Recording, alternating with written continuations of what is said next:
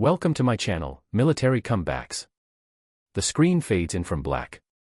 Soft embers drift across a deep blue background like sparks rising from a battlefield long gone cold. A slow cinematic hum builds underneath. Then a steady, resonant voice pulls the audience in. Tonight, I'm about to tell you a story that proves one truth: you never know who you're pushing until you've already pushed too far. The camera glides through misty pines as early dawn light spills between the branches. Footsteps crunch over frost. A silhouette moves into frame, compact, silent, precise. A woman carrying nothing but a training duffel bag and an expression carved from stone. Her name is Lieutenant Arya Cade. But here, on this isolated Joint Forces training base, no one knows who she really is. Not yet. Arya steps onto the gravel parade ground, the morning air sharp enough to sting. The base is hosting a multi-branch evaluation week: Army, Marines, Air Force, and a few miscellaneous candidates whose files have been sealed. She's one of them, brought in for reasons the general staff didn't announce. Nearby soldiers pause mid-conversation when they see her. Some smirk. Others whisper. "Who's the new one?" She looks soft. "Probably logistics. Look at the size of her pack." Arya pretends not to hear. She has spent years pretending, on missions where silence kept her alive, and on others where secrecy kept her entire squad alive. She heads toward the registration tent, but before she reaches it, a tall Marine steps in front of her. Tattooed arms, wide stance, the smirk of someone who pushes others just to feel powerful. "Hey," he says. "You lost." "No," Arya answers calmly. "You sure? This area's for combat candidates. You must be in the wrong spot." Arya gives a small, controlled smile. "I'm exactly where I'm meant to be." Another soldier joins him, Army, leaner, sharper, with eyes that analyze everything except what matters. "Let her through, Briggs," he says, amusement in his voice. "She'll figure out the mistake eventually." Arya doesn't go around them. She looks up at the Marine. "Remember something," she says gently. "I'm here because I was assigned here." Briggs folds his arms. "By who?" She holds his gaze. "Someone above your pay grade." A few soldiers nearby laugh. Arya steps past them without another word. Inside the tent, the officer checking names scans her ID. His eyes flicker, just for a fraction of a second, but it's enough. "Ma'am, everything seems to be in order," he says quickly, posture straightening. "Your station is Bravo Field." She nods. "Thank you." As she turns to leave, he leans slightly closer and lowers his voice. "I'll keep your file sealed. Good luck, Master." The word lands quietly. Master. A title almost no one carries: SEAL Combat Master. An elite designation awarded to only a handful of operators who have reached the highest level of close-quarters combat, battlefield strategy, and asymmetric warfare. So rare most soldiers think it's just a rumor. Arya simply walks out. Bravo Field buzzes with energy. Teams line up, some warming up, others showing off. The day's drill is a mock urban extraction, a timed mission through a maze of steel crates and abandoned vehicles. Arya is assigned to a four-person team that clearly doesn't want her: Briggs, the sharp Army analyst, a rookie Air Force tech named Harper, and a medic who looks permanently exhausted. Briggs groans when she approaches.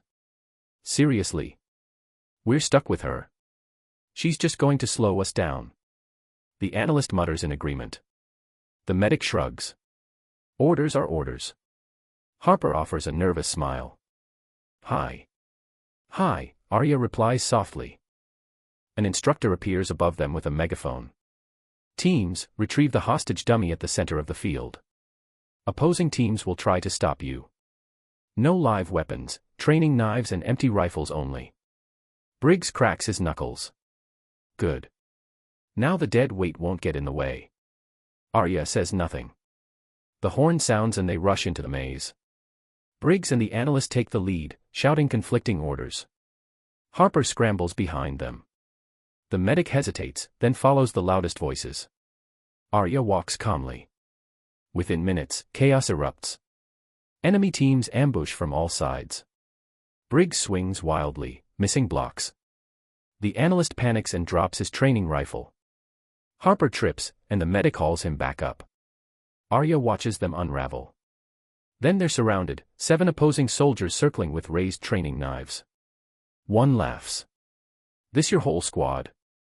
Briggs steps in front of Arya. Back off. She's not part of this. The circle tightens. Harper whispers, we're not getting out of this. The opposing leader points at Arya. We'll let the rest go if she stays. Briggs grins in relief. You hear that? Go on. Stop. Arya's voice isn't loud, but it cuts through the noise like steel. She steps between Briggs and the attackers. Don't negotiate for me. And don't assume I need protection. The leader scoffs. Oh yeah. What are you going to do? Arya takes a slow breath. Her hand brushes her wrist, where a small tattoo, an eagle's wing wrapped around a trident, peeks from under her sleeve. Remember, she says quietly, I'm a SEAL combat master. Something in her posture shifts, like a blade leaving its sheath. Then she moves. No warning. No hesitation. She disarms the first attacker in a single spin, flipping his wrist and sending the knife flying. Her elbow drives into his chest, dropping him breathless. The second lunges, she sidesteps, hooks his arm, and slams him onto his back. 2 more charge. Arya flows between them, precise and devastating, parrying one strike, deflecting another, sweeping both to their knees. Harper's eyes go wide. Briggs can only stare. The remaining attackers hesitate. Too late. In one fluid sequence, 3 steps, 2 throws, 1 final strike, the last soldier hits the gravel. Silence. Dust drifts down like slow-falling ash. Arya turns to her team. We need the hostage.